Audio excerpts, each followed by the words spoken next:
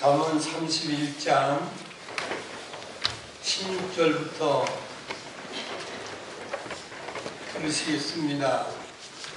그녀가 밭을 사되 심사숙고하여 사며 그녀는 손으로 번 것을 가지고 포도원을 심으며 그녀는 그녀의 허리를 힘있게 묶으며 그리고 그녀의 팔을 강하게 하며 그녀는 자기의 무역하는 것이 이로운 줄을 알아차리고는 밤에 그녀의 등불을 끄지 아니하고 그녀는 손으로 손뭉치를 들고 그리고 그녀의 손가락으로 물레가락을 잡으며 그녀는 가난한 자에게 그녀의 손을 펴서 구제하며 그리고 궁핍한 자들에게 그녀의 손을 내밀어 구제하며. 앉으세요.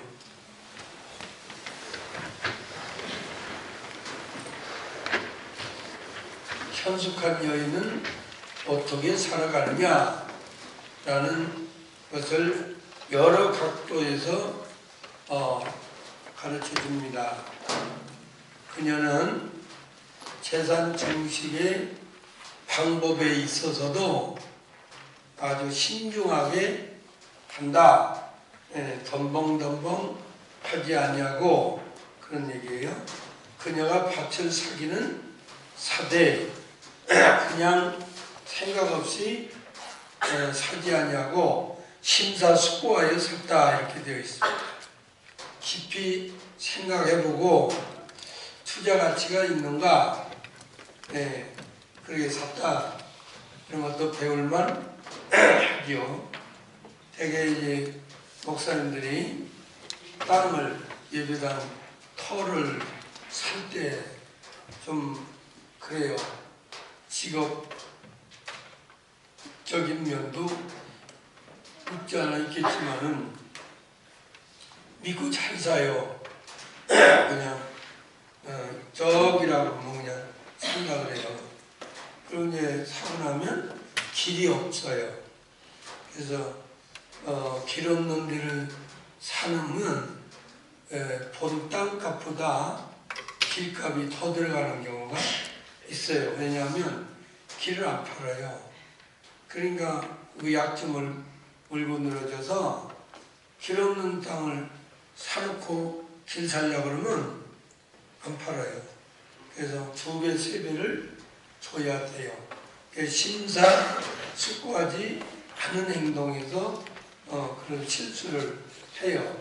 그래서 이런 말씀을 배우면 뭐 한두 가지가 아니겠지만은 일단 모르는 건 서둘러 하지 말고 집을 사는 것도 그래요. 그런 이제 심사숙고해야 돼요. 아파트도 일단 사면 북향인가 남향인가 일단 제일 먼저 그거 봐야 돼요. 북향을 사면 건강이 안 좋아요. 남향을 사야 건강하게 살 수가 있다.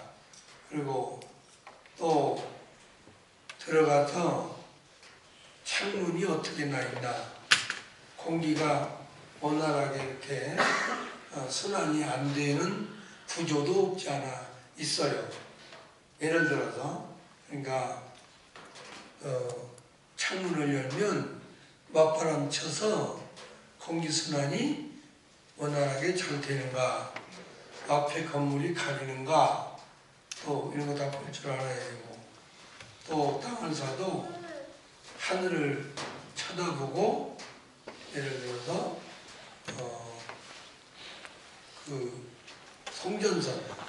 송전선이 위로 지나가는가 이런 거 보고, 땅을 보고 침수지역인가 이런 거 정도는 심사숙고해야 돼요. 길이 있는가, 맹지라고 그러잖아요. 맹지사는 참 어려운 단어예요. 참 어려워요. 가격도 안 나가고 팔리지도 않고 애먹어요. 그런 것처럼 뭐 이 여인은 밭을 사되 그냥 사지 않았다 그랬어요. 심사숙고하여 샀다. 이 심사숙고에 다 들어있는 거죠. 예, 이런 여인이 참 현숙한 여인이다. 덤벙대지 않는다. 맞아요? 예.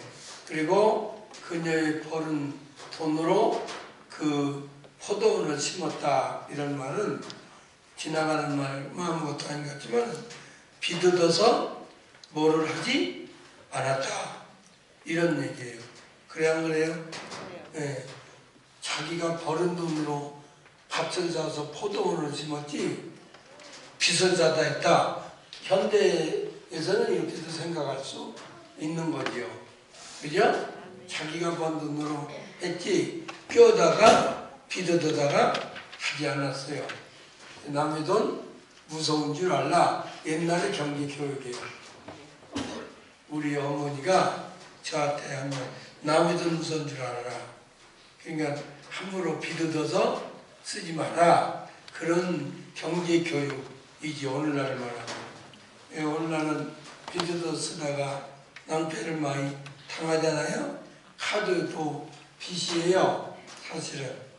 예, 예, 이런 것처럼 이 여인은 어떻게 했다고 그래요? 예, 자기가 벌은 땀 흘려 일해서 벌은 돈으로 투자를 했다 말이에요.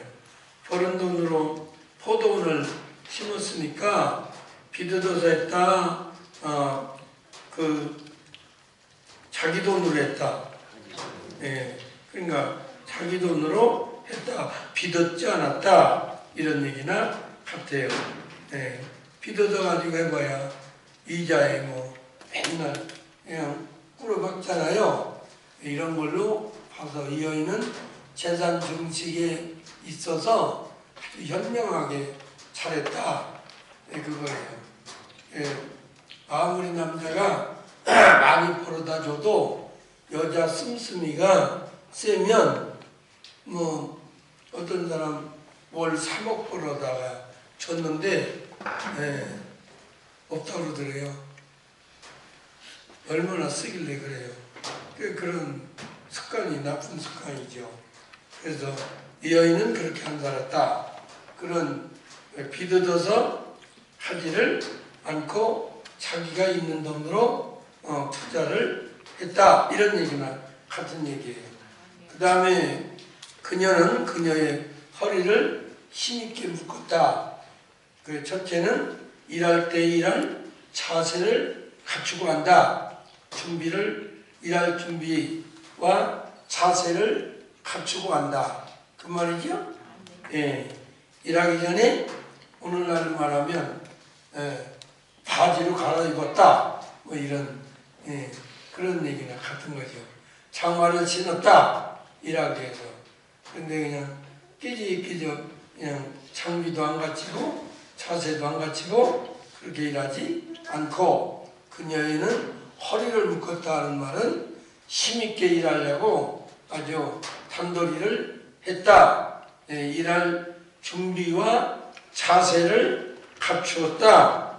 자세를 갖추고 일할 줄 알았다. 예, 그러니까 적극적이고 능동적이고 좀 힘있게 일할 줄 아는 그런 여인이었다. 현숙한 여인은 일할 때 일하기 전에 편리하도록 그리고 힘을 쓸 수 있도록 허리를 힘있게 묶고 일할 자세를 갖추고 일했다. 이렇게 이제 말할 수가 있지요. 허리를 묶는다는 것은 어떻게 할 때 힘있게 거추장스럽게 하지 않냐고 일할 그 자세를 갖췄다. 그 말이에요. 일할 자세를 갖추고 일할 줄 아는 무슨 일을 그렇게 하냐 그러잖아요. 우리가 일을 할 거야 말 거야 왜 그런 자세로 그 장비도 좀 갖추고 그런 태도로 어떻게 일하려고 그러냐 그럴 자세로 어떻게 일하려고 하냐 그러잖아요. 또 현수관 여인은 힘을 다하여 일을 했다 이렇게 볼 수 있어요. 왜요? 그 팔을 강하게 하며 보세요. 팔을 강하게 했다. 힘을 강하게 하여 힘을 다해서 일한다는 뜻으로 그러니까 일할 때 대충 깨부리면서 못 맡기면서 그렇게 안 했다는 거죠. 은혜 거슬리잖아요. 일하려고 근데 그렇게 하냐 힘있게 하지 최선을 다해서 이런 여인이 그러니까 경제력에 있어서나 일하는 근면성이나 자세나 흠잡을 데가 없는 여인이다 그런 말이에요. 그 다음에 18절은 뭐예요? 그녀는 자기가 무역하는 것이 이로운 줄을 알아차리고는 깨닫고는 밤에 그녀의 등불을 끄지 않았다. 밤늦게까지 일했다 그런 말이에요. 무역하는 것이 수익이 좋은 줄로 깨달았기 때문에 밤늦게까지 일했다. 그러니까 일하느라고 등불을 끄지 않았다. 상당히 일하기도 좋아하고 즐거워하고 힘있게 일하고 또 책임을 다하기 위해서 그렇게 일할 줄 아는 그런 여인이었다 그런 말입니다. 밤늦게까지 일할 줄 알았다. 근면성이나 이런 걸 알아보게 하죠. 그 다음에 그녀는 손으로 손뭉치를 들고 그리고 그녀의 손가락으로 물레가락을 잡았다. 그러니까 실을 내서 배를 짤 줄 아는 그런 재주도 여인으로서 다재다능했다. 현숙한 여인은 가족들의 겨울옷과 여름옷을 만들어 가족을 입히고 또 장사하기 위해서 손으로 부지런히 일을 하기를 배틀을 잡고 배를 짤 실을 뽑았다 이런 얘기예요. 어느 면으로나 부족함이 없어요. 재주도 많아요. 배틀은 아무나 했잖아요. 나도 해봤어요. 근데 일정하게 쳐야 돼요. 감도가 있어요. 그냥 아무렇게 난 것 같아도요. 감도가 있어요. 그리고 북을 탁 찔렀는데 여러 번 찔러내면요 실이 늘어져요. 그리고 침은 울렁불렁해요. 실이 탁탁 당기는데 지나치게 당겨도 오그라지고 그래서 누가 짠만큼이 틀려요. 그 기술이에요. 배트를 벌리는 것도 북을 집어넣는 것도 다 기술이에요. 그 강도가 있어요. 강도 세냐 약하냐 그게 익어야 되는 거지 그게 되는 게 아니에요. 이 여자는 재주가 많은 여인이었다. 이렇게 다재다능했다. 이렇게 볼 수도 있는 거죠. 그러니까 오늘날 말하면 그냥 만능이에요. 아주 탤런트예요. 이런 여인이었다. 이렇게 볼 수 있는 거죠. 그런데 여기서 이제 참 또 아름다운 면이 또 나옵니다. 이렇게 참 시독하게 밤늦게까지 먼 데까지 다니면서 알뜰하게 벌었다 땀 흘리고 그것을 혼자만 썼다가 아니에요. 여기 이제 참 멋진 면이 나오는 거예요. 그렇게 지독하게 지금까지 일한 걸 봐서는 누구한테 한 푼도 안 줄 것 같아요. 근데 그렇게 지독하게 벌었지만 또 풍부하게 내줄 줄 아는 그런 여인이에요. 기가 막힌 여인이에요. 이런 여인은. 그렇죠? 자식에게는 스승과 같은 어머니, 남편에게는 신뢰를 받는 아내, 가난한 이웃에게는 구조할 줄 아는 선한 여인. 여기 현숙한 여인은 참 만나고 접하는 사람마다 선한 영향을 끼치는 여인이에요.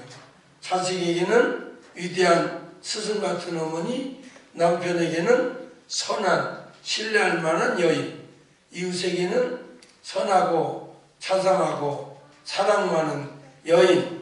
그래서 이 같은 여인은 우리말로는 뭐라 그래요?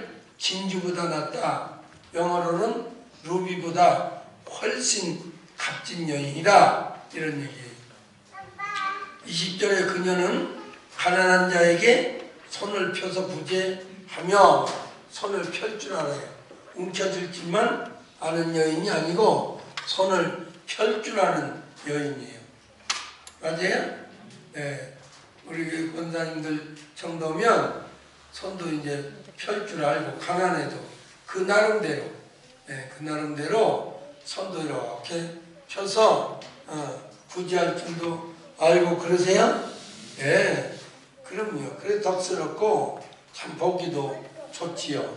그래서 또 그리고 궁핍한 자들에게 그녀의 손을 내밀어 구제하며, 그러니까 손을 움켜줄 줄만 알지 않고 펼 줄도 아는 여인.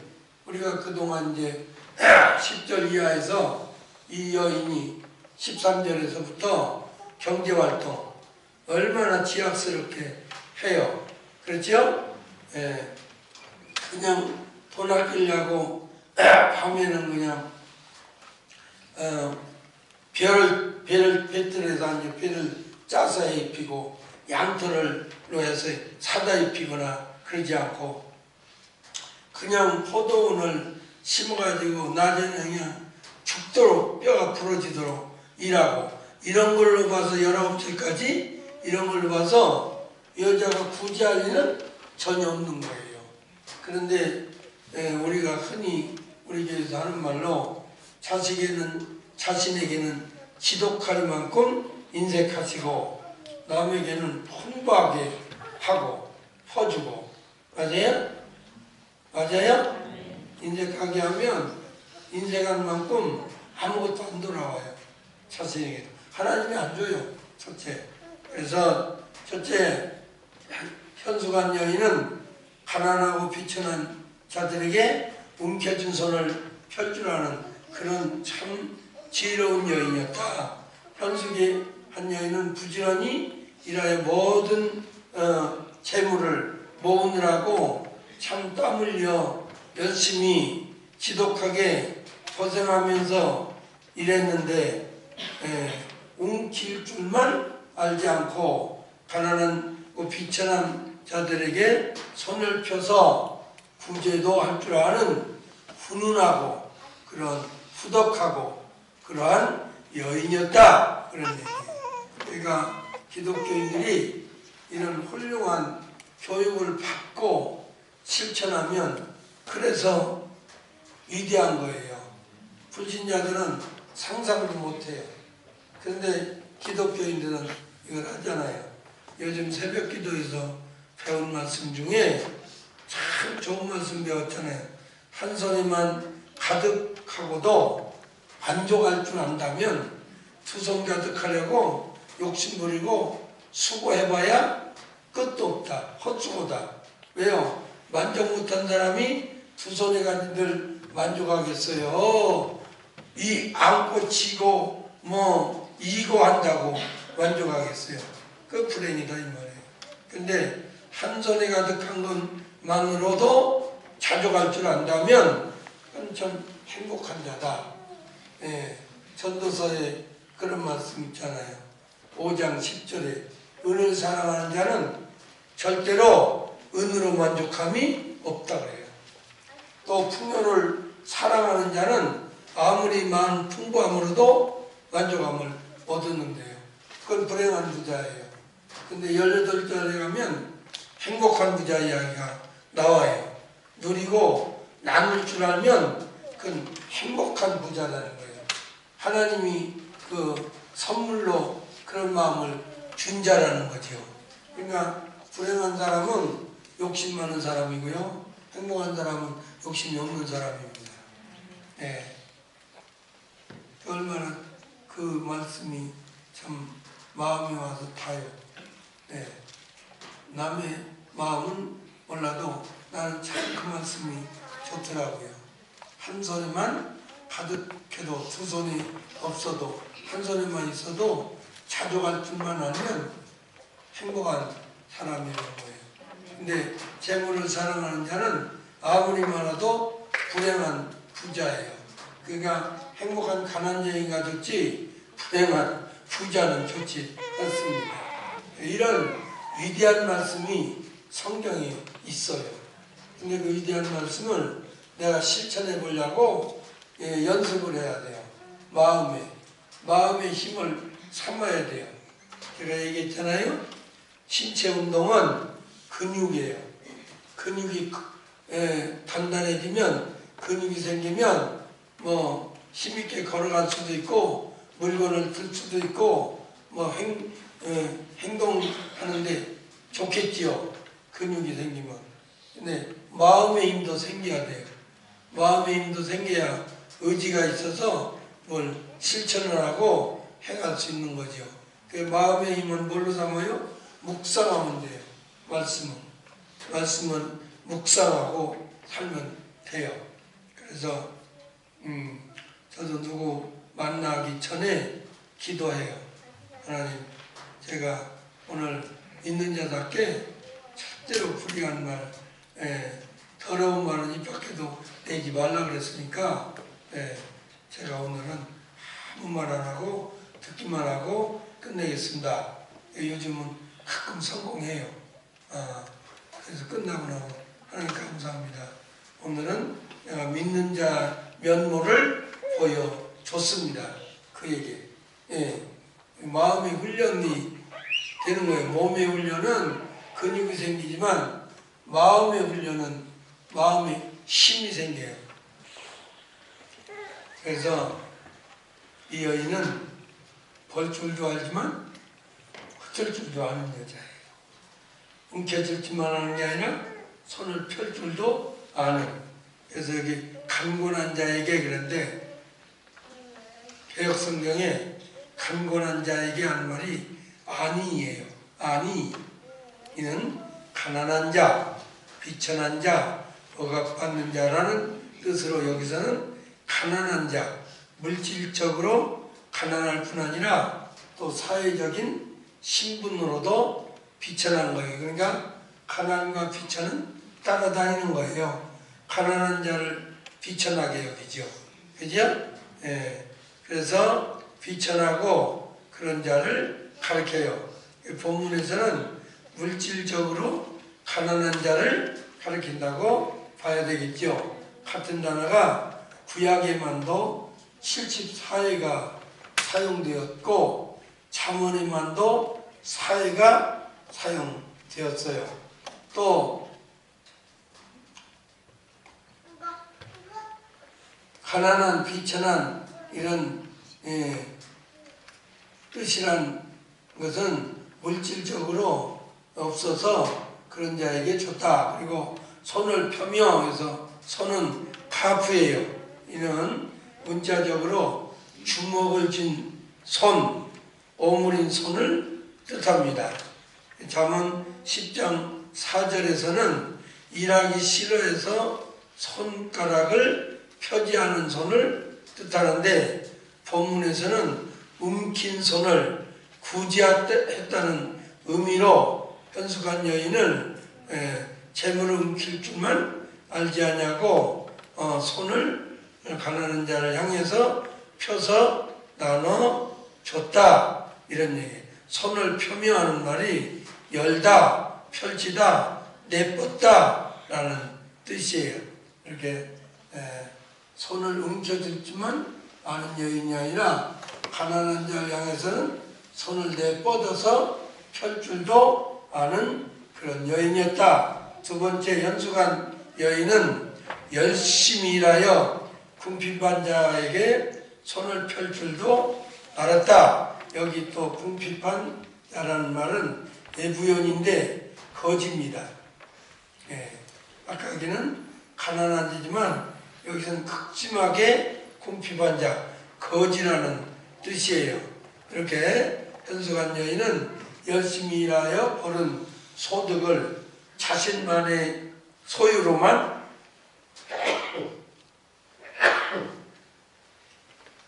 자신의 소유로만 갖기 위해서 움켜쥐지 아니하고 남겨서 물질적으로 궁핍한 자에게 손을 펼 줄도 아는 하나님의 사랑의 실천을 할 줄 아는 그런 현숙한 여인, 하나님이 마음에 드는 사람, 그런 사람으로 살았다. 그래서 나중에 손을 펴며 손은 야듭니다. 이는 편손, 일하다, 수종들다라는 뜻으로 잠언 10장 4절에서는 주먹을 쥔 손은 카프와는 달리 일하기 위해서 손가락을 편 손을 가리키는데 본문에서는 부지런하게 일하여 버는 물질을 궁핍한 자들에게 내밀어 구제했다는 뜻이에요. 또 내밀어는 쏴라허인데 보내다, 뻗치다 라는 뜻으로 구제했다는 것을 그렇게 표현한 겁니다. 그래서 믿는 자들은 현숙한 여인처럼 자신만을 위해 소유해서는 안 된다예요. 믿는 자는 돈을 벌 때 항상 이건 하나님이 벌게 해주셨다. 이런 신명기 8장 12절로 16절의 말씀, 하나님이 돈 벌 재능을 주셨다라는 말씀과 고린도전서 6장 19절, 우리의 몸은 우리 것이 아니라 하나님께서 사신 것이다. 그러니까 우리 몸으로 모든 것을 한 것이 내 것만은 아니다. 이런 계산이 없이는 절대로 구제할 수가 없는 겁니다. 네. 그래서 믿는 자는 자신만을 위하여 일한다 하기보다는 일한 것 중에 일부는 가난한 자의 것도 들어있다. 나보고 하나님이 그거 하라고 나에게 부를 주셨다. 이렇게 생각하지 않으면 절대로 구제할 수가 없는 겁니다. 아멘. 구제는요, 믿는 자에게 필연적이에요. 안 해도 되고 해도 되고 그런 게 아니에요. 필연성이에요. 왜 필연성이냐? 믿는 자가 구제하지 않으면 현세에서도 복이 없어요. 그래서 필연적이에요. 또 내세 가서도 없어요. 자기 보화가 없어요. 그래서 구제는 해도 그만 안 해도 그만이 아니에요. 필연적이에요. 그래서 믿는 자가 필연적으로 구제하는 것은 신명기 15장 10절을 가서 이제 보겠습니다. 그런 거 안 그런 거 배워야 돼요. 이런 거 안 배우고 그냥 기분 내게 하다가 기분 나쁘면 안 하고 그러면 지식에 의해서 해야 돼요. 그래서 막 감정을 부추겨요. 감정 흥분시켜서 하게 하려고. 흥분해서 감정으로 하는 것은 좋은 현상이 아니에요. 15장 10절이에요. 신명기 15장 10절이에요. 시작. 너는 반드시 그에게 구제할 것이요 구제할 때에는 아끼는 마음을 품지 말 것이니라. 이로 인하여 내 하나님 여호와께서 내 범사와 내 손으로 하는 바에 내게 복을 주시리라. 구제 안 하면 복 없어요. 그래서 반드시 구제하라는 거예요. 아시겠어요? 구제 안 하고 복을 어떻게 받고 살아요? 그 필연적인 거예요. 안 하면 없어요. 복이 없어요. 내게도 내가 가난할 때 또 하나님이 나에게 구제를 하도록 하지 않아요. 그래서 하나님께서 구제하도록 섭리 역사하시는구나. 11절을 읽어요. 그런 거 안 그런 거. 시작. 세상에는 언제든지 가난한 자가 그치지 아니하겠으므로. 그러니까 뭐예요? 가난한 자가 그치지 않으니까 구제도 그쳐서는 안 된다는 거죠. 맞아요? 세상에는 언제든지 가난한 자가 그치지 않기 때문에 구제도 그칠 수가 없다라는 거죠. 그러므로 내가 내게 명하여 명령하여 이르노니 너는 반드시 내 경내 내 형제의 곤란한 자와 궁핍한 자에게 내 손을 펼치니라. 그렇죠. 그러니까 구제는 명령이고 반드시 해야 할 일이에요. 맞아요? 예. 하나님이 가난하리라고 구제하라는 게 아니에요. 부자 되라고 구제하라는 거예요. 근데 이런 걸 못 배우고 배워도 뭐 마음속에 안 담아두면 헛거지요. 잠언 22장 2절 봐봐요. 그런 거 하는 것도. 이걸 배우고 해야 돼요. 배우면 다 하는 건 아니에요. 예. 나는 그렇게 못 살겠다는 사람은 10년, 20년 단위도 그렇게 하고 하나님께서 하신 말씀이니까 해야겠다 그러면 금방 즉각적으로 할 수 있는 사람도 있는 거지요. 읽으세요. 빈부가 섞여 살거니와 또 무릇 그들을 지으신 이는 여호와시니라. 그러네요. 그럼요. 빈부가 섞여 살도록 해놨어요.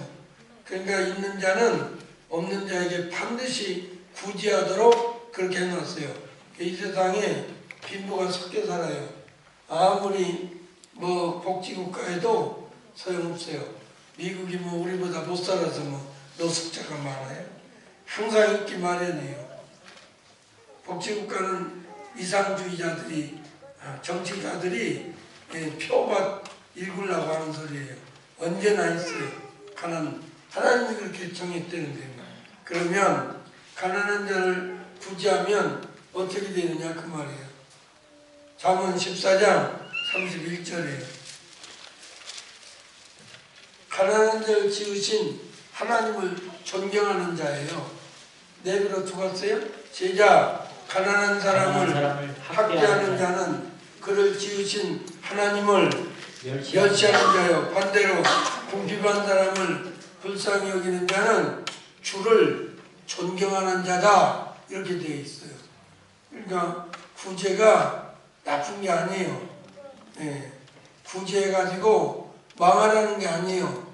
구제해서 너 하나님께로부터 받아서 잘 살려는 거예요. 주는 자가 행복하다고 그랬으니까. 주는 자가 왜 행복해요? 하나님께서 또 주시니까 또 줄 수가 있겠지요. 맞아요?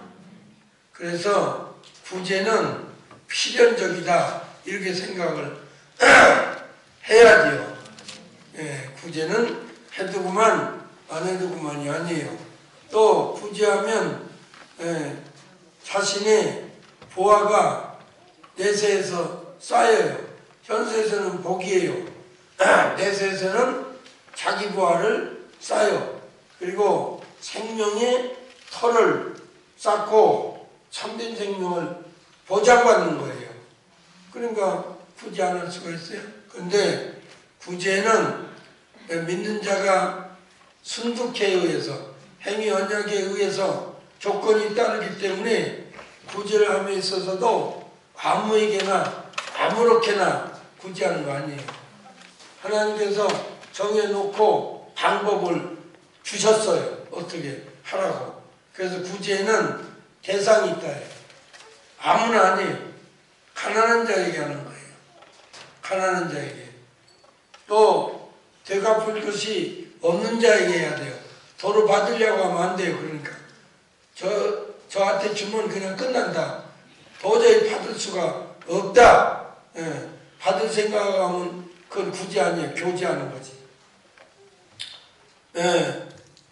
그래서 구제의 대상은 지극히 가난한 자다. 예. 잠언 327, 누가복음 1412, 14, 고린도후서 8장 12절에서 14절 가난한 자예요. 읽어요. 순서대로. 잠언 327이에요. 내 손이 선을 베풀 힘이 있거든 마땅히 받아야만 먹고 살 자에게 베풀기를 아끼지 말며. 네, 그러네요. 마땅히 받아야만 먹고 살 수 있는 자예요. 구제의 대상은. 경제 능력이 전혀 없는 자가 구제 대상이다. 그 말이에요. 그러니까 아무렇게나 해서 구제하라는 게 아니에요.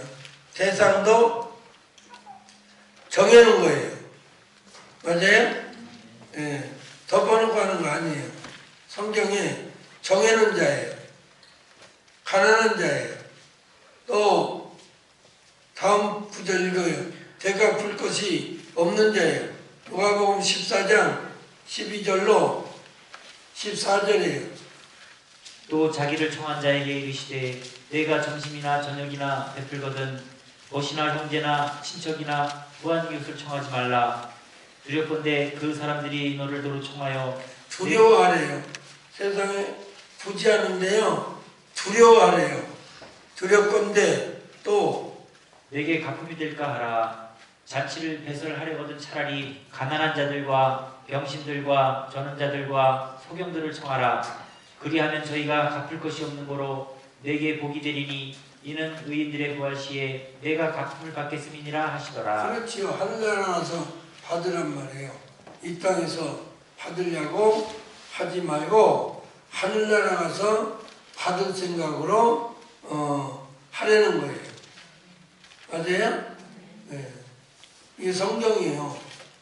도로 받을 수 계산도 되지 말고 아예 가난한 자에게 도로 받을 것이 전혀 되갚을 것이 없는 자에게 해야 복이 되고 하늘나라서 안 받았으니까 받을 수가 있다는 거예요. 구제에는 분명 대상이 있다. 예. 되갚을 것이 없는 자, 또 얻어먹고 살지 않으면 도저히 구제받지 않으면 살 수가 없는 자가 구제 대상이다. 그 다음에 구제의 또 최우선의 대상은 또 누구냐? 불신자냐? 아니요. 불신자가 아니라 믿는 자예요. 근데 이제 뭐 이런 걸 못 배우니까 교회가요 동네 독거노인들 막 돕느라고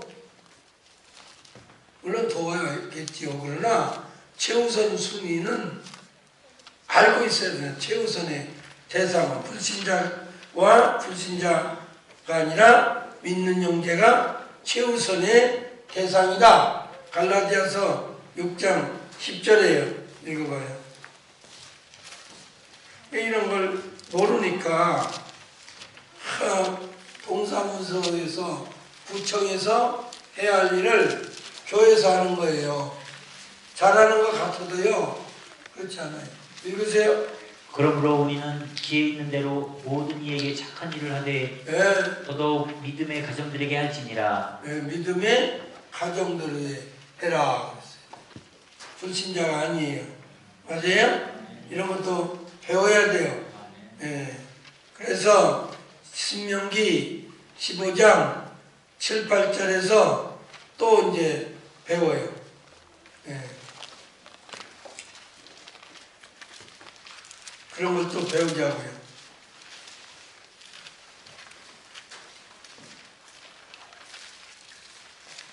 내 하나님 여호와께서 내게 주신 땅 어느 성읍에든지 가난한 형제가 너와 함께 거하거든 그 가난한 형제에게 내 마음을 강팍하게 하지 말며 내 손을 움켜쥐지 말고 반드시 내 손을 그에게 펴서 그 요구하는 대로 쓸 것을 구워주라. 믿는 자가 믿는 자에게 해야 한다는 거지요. 맞아요? 네. 또 구제의 대상은 누구냐? 지극히 보잘것 없는 자에게 해야 한다. 마태 25장 34절로 40절이에요. 근데 이제 지극히 보잘것 없는 자는 안 하고 자기가 좋아하는 사람, 자기가 자기를 알아줄 만한 사람, 그러면 안 돼요. 읽어요. 그때의 임금이 그 오른편에 있는 자들에게 이르시되 내 아버지께 칭찬받을 자들이여 나와 창세로부터 너희를 위하여 예비된 나라를 상속하라. 내가 줄일 때에 너희가 먹을 것을 주었고 목마를 때에 마시게 하였고 나그네 되었을 때에 영접하였고 벗었을 때에 옷을 입혔고 병들었을 때에 돌아보았고 옥에 갇혔을 때에 와서 보았느니라. 이에 행위인들이 대답하여 가로되 주여 우리가 어느 때에 주의 줄이신 것을 보고 공개하였으며 목마르신 것을 보고 마시게 하였나이까. 하였더니 어느 때에 나그네 되신 것을 보고 영접하였으며 벗으신 것을 보고 옷 입혔나이까. 어느 때에 병드신 것이나 옥에 갇히신 것을 보고 가서 배웠나이까 하리니 임금이 대답하여 가라사대 내가 진실로 너희에게 이르노니 너희가 여기 내 형제 중에 지극히 작은 자 하나에게 한 것이 지극히 보잘것없는 자 멸시천대를 받아도 항의도 못하고 그냥 그대로 당하는 자 지극히 보잘것없는 멸시천대의 대상자에게 하라예요. 근데 이제 그 다음에 40절 이후에는 그런 자에게 안 하고 교회가 구제를 하되 지네들 알아주는 사람, 지네들이 알고 있는 사람, 구제를 잘못해도 그 심각해요. 구제의 대상은 반드시 지켜야 돼요. 맞아요? 예. 그러니까 그런 자들에게 하니까 뭐라 그래요? 천국에 들어와라. 그렇게 했는데 41절부터 시작. 또 왼편에 있는 자들에게 이르시되 저주를 받은 자들아 나를 떠나 마귀와 그 사자들을 위하여 예비된 영영한 불에 들어가라. 지옥불에 들어가라잖아요. 너희는 구제를 했어도 너희가 좋아하는 사람, 대받을 수 있는 사람, 알아주는 사람, 그러니까 구제를 해도 조심해야 돼요. 경제 능력이 있는데 해준다. 그건 안 되는 거예요. 그건 병신 만드는 거예요. 늘 얘기지만 그 사람 벌어먹게 해주는 게 진정 구제예요. 정신적인 구제가 더 큰 구제예요. 맞아요? 심지어 사도행전 3장에 가면 안진뱅이를 고쳐주는 구제를 했지 안진뱅이에게 돈 주지 않았잖아요. 그런 걸 배울 줄 알아야 돼요. 내게는 은과 금은 없다. 내게 있는 것은 나사렛 예수 이름으로 일어나 걸어라. 그거밖에 없다. 일어나 걸어라 그랬어요. 그리고 구제하라 그랬어요. 먹고 살면서. 그게 기독교는 무조건 주는 거 아니에요. 대상에 따라서 주고 고쳐줄 사람은 고쳐주고.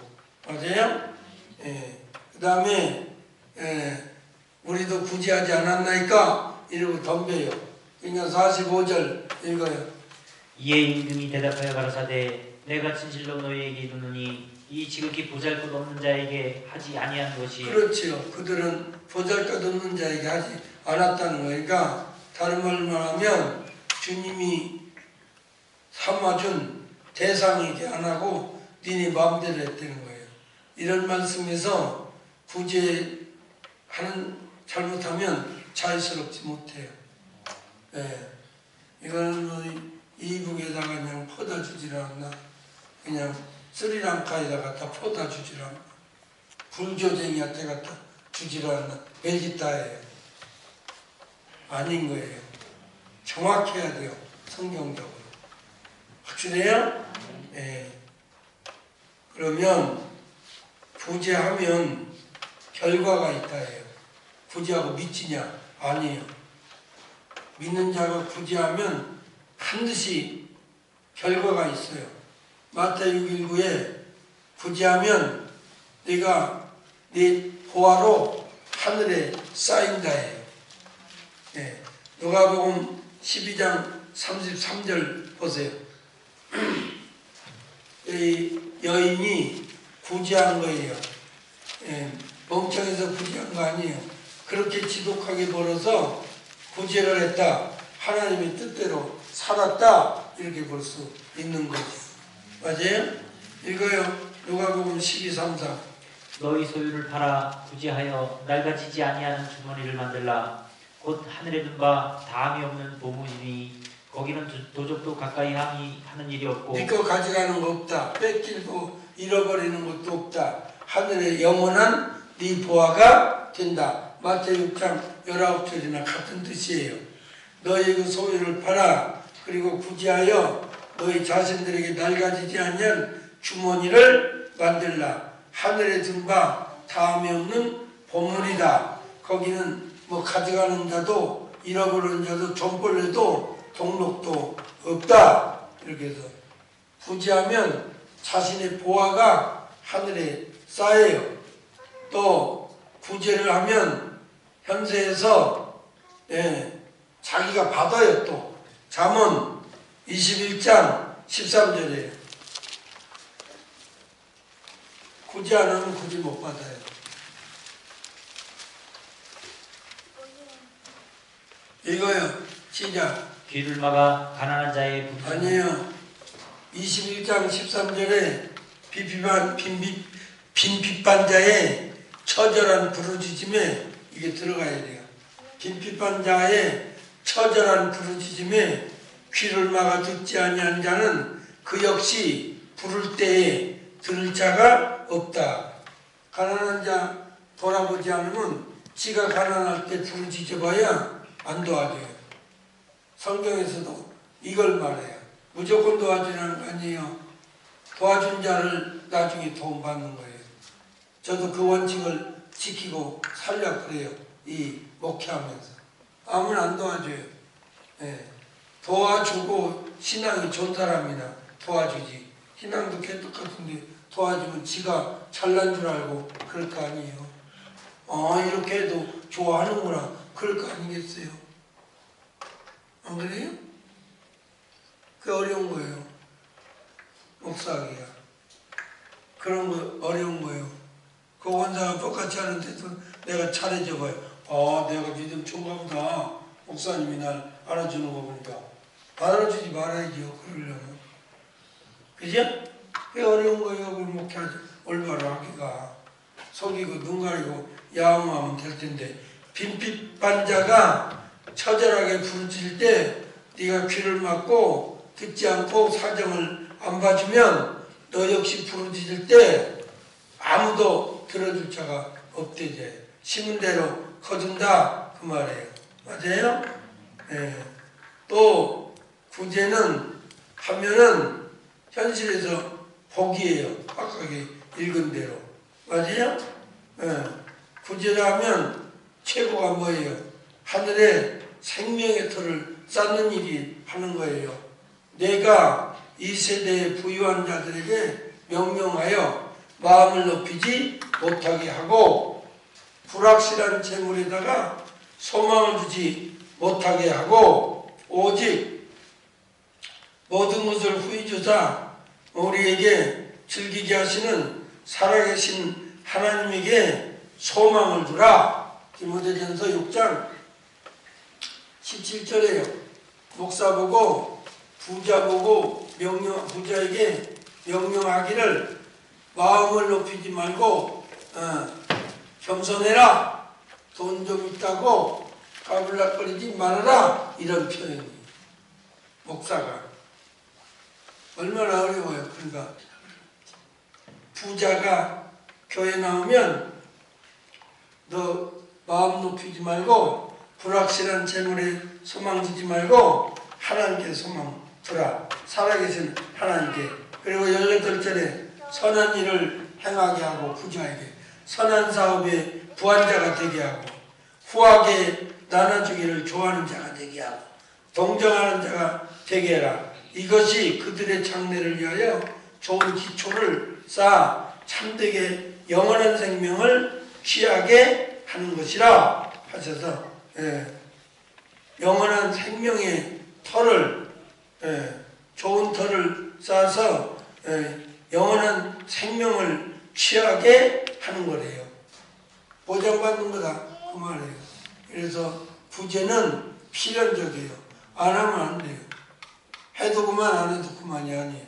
우리 교회가 이런 중요성을 알고 매달 나는 하나님 앞에서 내가 버린 것 중에 내가 다 허여식해서 먹고 살지는 않지만 좀 줄여 먹고 내가 가난한 자를 위해서 구제한다. 이 생활이 되도록 하자 그래서 하고 있잖아요. 가장 중요한 헌금이라고. 맞아요? 그래서 가난한 여인은 이렇게 벌어서 구제할 줄도 아는 여인이었다. 참 좋은 여인이다. 부러운 여인이다. 참 그렇게 못 살아서 그렇지. 그렇게 살면 집안에서도 얼마나 인기가 있을까요? 그럴까 안 그럴까요? 우리 고모는 심지어 가야 여름방에 가야 우리 고모는 집기장 한번 갔다 앉아. 그럼요. 나중에 고모가 늙어서 와서 조카라고 와서 어쩌고 저쩌고 해봐야 설득력 없어. 고모 그랬을 때 우리 뭐 연필한 대로 사줬어? 얘기 나오는 거. 심은 대로 거두는 거예요. 사람은. 맞아요? 예, 오늘은 여기까지만 하겠습니다. 기도하겠습니다. 하나님 아버지 감사합니다. 현수관 여인이 참 얼마나 인격적으로 신앙 인격적으로 아름다우냐 하면 열심히 땀 흘려 참 일해서 힘껏 벌어서 자기만 쓴 게 아니고 가난한 자에게 손을 펼 줄 아는 후덕한 여인이었다는 걸 저희가 배웠습니다. 다는 아니라도 이 말씀이 마음에 꽂히는 자는 그대로 살아가려고 힘쓸 것입니다.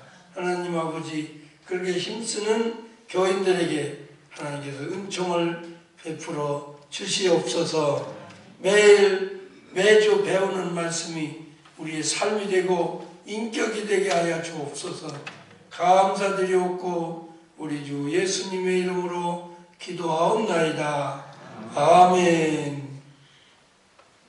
마쳤습니다.